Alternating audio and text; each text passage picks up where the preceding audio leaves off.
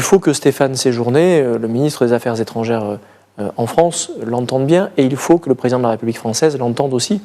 C'est le message que je vais porter en revenant en France, en disant les Marocains, légitimement, attendent aujourd'hui beaucoup plus que des petites déclarations.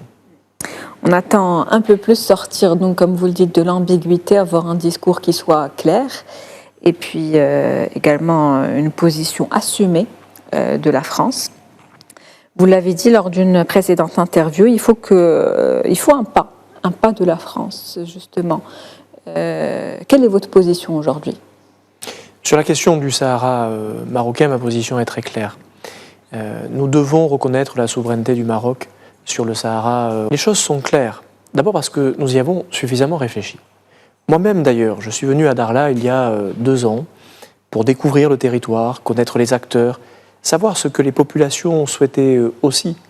Et j'ai compris à ce moment-là sur place, parce que pour moi c'était important de me faire un avis sur le terrain. Justement, c'était quoi les impressions que vous avez eues sur place ? Elles étaient très claires. La première, c'est que la population voulait vivre en paix. Et que la meilleure garantie de la paix, c'était la souveraineté du Maroc. D'ailleurs, nous le voyons à Dakhla, dans l'ensemble de la zone du Sahara marocain, le développement économique, le développement touristique, le développement énergétique se fait par le Maroc. Il faut que ce territoire-là soit un territoire de prospérité demain. Et c'est avec le Maroc que cela se fera. Mais c'est aussi un enjeu de sécurité. Pas seulement pour le Maroc d'ailleurs, pour toute une partie du monde. S'assurer que cette frontière-là soit sécurisée, c'est aussi avoir la garantie que nous luttons contre des mouvements terroristes et extrémistes du mieux possible.